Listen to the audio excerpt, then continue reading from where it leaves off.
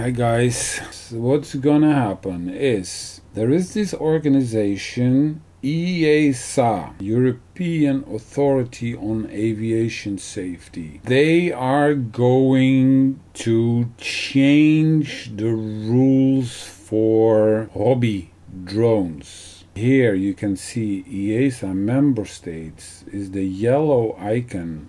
That is all of Europe. They have this menu EASA and U, and there is civil drones. There is no distinction anymore between hobbyists and people who make money with their drones. They have over here a prototype or draft commission regulation on unmanned aircraft operations.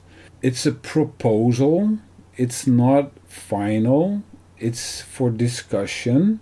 The final version of this document is coming into effect like within 1 to 3 years from now.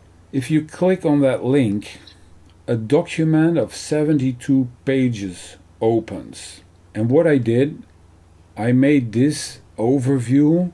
I will get back to that. In the end, they have 3 main categories. Basically, only the open one applies to us, so we will not look at the other ones. They subdivided into 4 categories, and that is A0, A1, A2, and A3. The division is made on the risk to injure people. The category 0 is like 0 risk for getting injuries. 1 is like almost 0. Category 2 is like there are some limited risk, and 3 is everything else. For A0, it's either a class that is already placed on the market by a manufacturer, or over here it's privately built. And when it's privately built, it must have a maximum take-off mass, including payload and everything, of 250 grams. And its maximum ground speed is less than 15 meters per second, which is 54 kilometers per hour. This is the only category where civilians can build something themselves, and that's important because that excludes like everything that's being done. Every drone that's being built, every radio controlled airplane that people are building themselves, that is more than 250 grams, and it falls in this category, and it means you cannot do this anymore. It also kills all the drone racing, because people build them themselves. They're more than 250 grams, and the maximum speed is 54 kilometers, so you cannot do this. That kills like half of all the radio controlled unmanned aircraft done by civilians. If that involves you, you don't like it, you have to take action, because if you don't do this, then within 1, 2, or 3 years you cannot do this anymore. There is an altitude height of 50 meters, and you have to have a line of sight and a horizontal distance of 100 meters, or you have to be in first person view mode. Then we go to category A1. Now you have to display the registration number of the operator. So I'm the operator, and it means I have to have a registration number. So I need to go to some kind of official instance, and I have to tell them, hey, I have a drone. And then they will tell you, okay, here is your number. And then I have to put a sticker on the drone or something with that number. So it means if it crashes onto something and the police finds the drone or whatever, then they can say like, wait a minute, it's this number, and they can trace you back. Still, you cannot fly higher than 50 meters. You have to have a line of sight, but here it does not say 100 meters, or you can be in first person view mode. We'll get back to this. Subcategory A2. Again, you have to display the registration mark of the operator, 50 meters height. You have to have a visual line of sight. And now it does not say anything about first person view anymore. So that's not an option anymore in category A2. What does that mean? You have to have visual line of sight. If my drone is 100 meters away, it's impossible for me to fly this thing just by visual line of sight, because at that distance I cannot see anymore how far it is from another tree. So that's impractical. I cannot fly it beyond 100 meters. You cannot fly it 1 kilometer away. Even if you have a line of sight, it's impossible. So practically this just means like 100 meters. But now there's another thing, and that is you have to fly it with a minimum horizontal distance of 50 meters from uninvolved persons. Also, you need an active and up-to-date geofencing, and you also need electronic identification systems. I will come back to that later too. Alright, then we have subcategory A3, and now all of a sudden I do not have to put my sticker for the operator anymore. I can fly up to 150 meters. I have to fly within visual line of sight. I also have to be 50 meters from uninvolved people. Also geofencing and electronic identification. You have to be at least 14 years old. Same with class 2, by the way. And there's another thing. You have to carry evidence of the competence achieved after having received training provided by training service providers in the general knowledge of aviation and airspace principles, blah, blah, blah. Alright, so there's going to be an exam in category A3. You have to have training, and you have to carry your license, like the driver's license. You have to have like a flying license.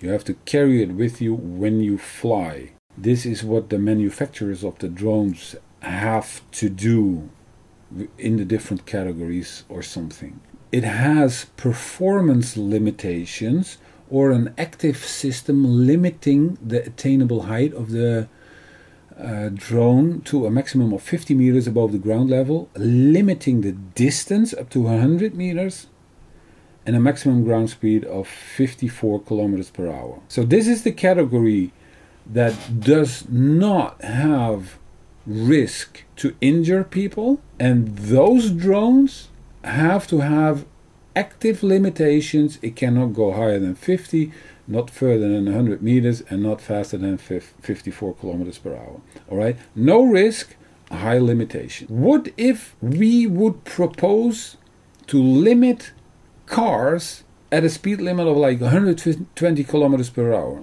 Alright, because the most deaths occur with speeding. The higher the speed, the more risk to very deadly accidents. So let's limit the deadly cars to 120 kilometers per hour. Alright, let's do that.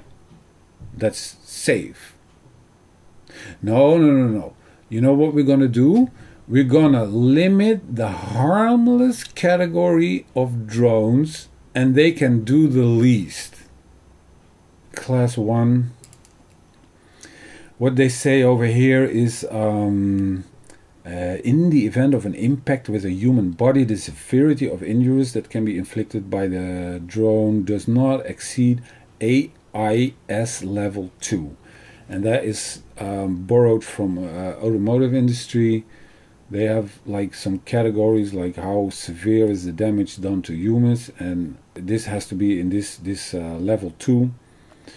Alright, which is like not very much. Well, there are some things like you cannot have electrical shocks, it should not catch fire and stuff like that. That is fine. It's all good with me, you know, that's no problem. I don't have a problem with that. You have to put labels on the drones like this, so that you can immediately see what type of category it is. Class 2, you have AIS of level 4. And then over here, you have to minimize noise emissions in this category. It needs to have an auto return home function. Well, most of the drones already have this. Oh, this is important. In category A3, it has to be designed as far as practicable to avoid single failures resulting in a loss of control. So that means, like, if the battery fails, you cannot lose control. So basically you need like 2 batteries. If one fails, the other can still continue. You need redundancy. If a propeller fails, the other 3 have to be able to take over, or you have 2 propellers everywhere, or it has to be equipped with an automatic system ensuring a safe flight termination. Maybe like it glides to the ground, or it has to be equipped with an impact energy limitation device. Maybe like a big spring or a pillow, like, and then you have an airbag or a parachute. So like battery fails and then the parachute pops out and then it's like, all right, I mean, why not put it on all? In this category you can go 150 meters.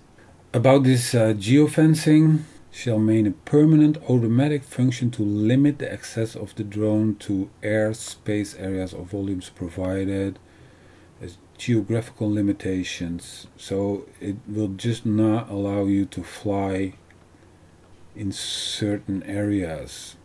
So it has an interface to update this information. It will automatically prevent it from entering this airspace. You cannot fly higher than 50 meters. And then the geofencing for class 3, it differs a little bit.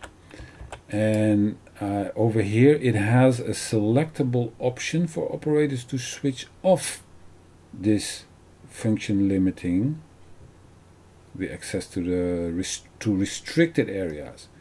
But you still cannot fly in prohibited areas. So over here you can say like, okay, I know it's restricted, but I'm gonna override this and I'm still gonna fly there. This is in class 3, so this is only for trained pilots who have a license, who know what they're doing, and they are able to fly in these areas. Maybe this can be useful for like journalists or videographers, professionals, that they can say like, okay, I know what I'm doing, I need to be here to film this now, and I'm gonna override this limitation. Then there is electronic identification, a function to identify the drone in flight without direct physical access to that aircraft. So it means the drones have to transmit like, here am I, here am I. It's like a transponder in aircrafts. The registration of the operator, so that's why you don't need a sticker on that drone anymore, because that's done digitally. The class of the drone, like A2 or A3. The type of drone operation. What's that? Unspecified. It's flying. The status of its geofencing, so if you were overriding the limitation in prohibited areas, it says, I'm here now, I'm entering this prohibited area, and its position and height. So this is Big Brother is watching you. Nice. And the question is, like, is only police able to do this? Or can everybody do this? Can I just buy a small device and then I can just see like, oh, you know, they're flying drones over here, and that's this identification number and stuff like that. Gee, it's my hobby. And then we can go to the summary. So we have the 4 categories over here, 0, 1, 2, 3. This is risk on injury, nothing, level 2, 4 and everything else. The weight smaller than 250 grams, and this is smaller than 25 kilograms. Build your own only in this category, not in the other ones. Limitation of speed over here, and it must be built in. No speed limitations over here. Maximum altitude 50 meters, this 150 meters. The distance you can fly 100 meters, and here you have to have a visual line of sight. Practically this just means like 100 meters.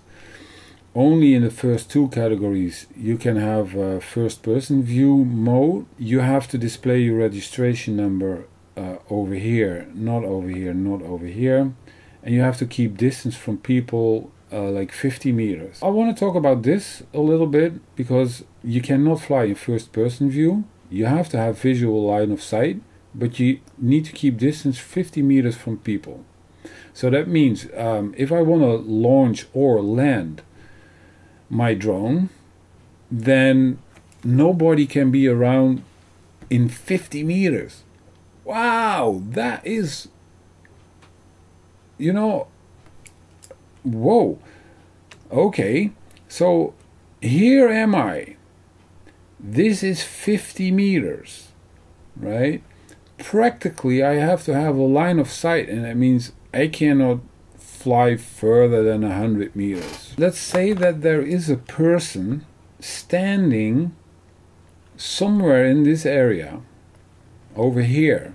Okay, it means I cannot fly here anymore. I can only fly in this area.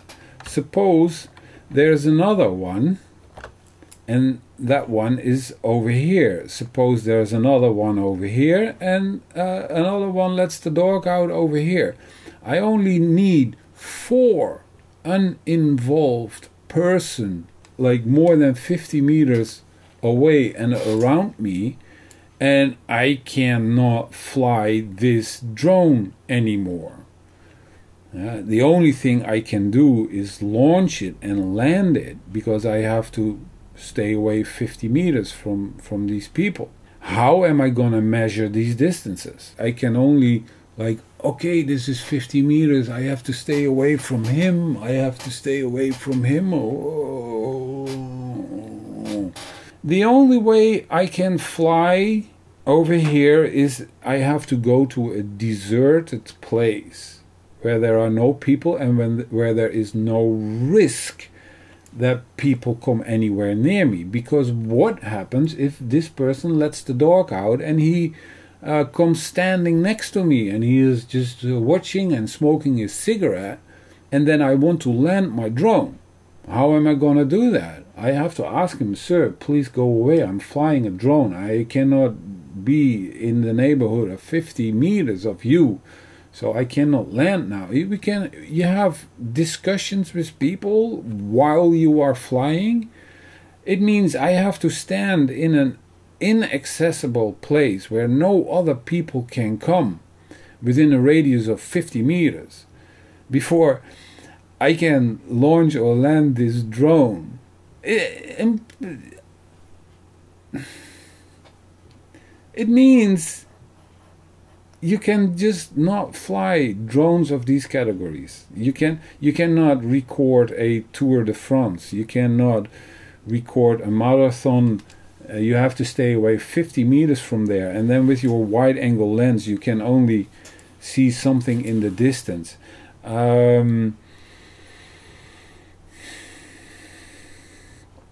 It's crazy.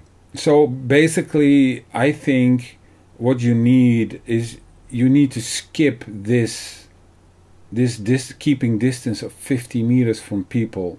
That is like in practice not usable, and you have to have first person view modes over here as well. You have to allow that over here as well, because 14 years older, no problem with that. So with the most dangerous drone that can inflict the most harm, I can do more. I can fly 150 meters with this drone, with this dangerous drone, and I can fly in restricted areas. Wouldn't it be more logical to say, like, You can fly the safe drones higher, and you can fly the safe drones in restricted areas. Well, this is Big Brother is watching you. And then the fail-safe landing. I think it's a good thing. And I don't think it's even that big a problem to make a parachute like on the Phantom. Like if the battery is down, like it stops. And then the battery holds a switch in place. So if it suddenly stops, the switch falls back. And then the parachute is launched and it will just go down. Why not? I think this can be done. But why only allow this in this category? Allow that in this category and then say you can go to 150 meters. These are the safe drones. This is going to be the heavy ones, the ones with the big cameras, yeah, for the news agencies or stuff like this that can inflict serious damage. It's good that they have a fail-safe landing device on them, but why not put them on a lighter drone and allow them to fly 150 meters? You know, this 50 meters, it's a laugh. It's just a laugh. And then the big ones have to minimize noise. Well, all right. This is an overview of the regulations. Maybe this helps you to get a picture of what's going on. And in the description below, I will put links to the websites and to other resources. And again, you have to do something if you disagree with what's going on over here. And my biggest problem is that there is serious restrictions, serious limitations, incredible Big Brother stuff going on over here with civilian drones. Do this with cars, do this with motorcycles, please, because those are the deadly instruments. Those are the ones that inflict serious damage, not the civilian drones. This is too much.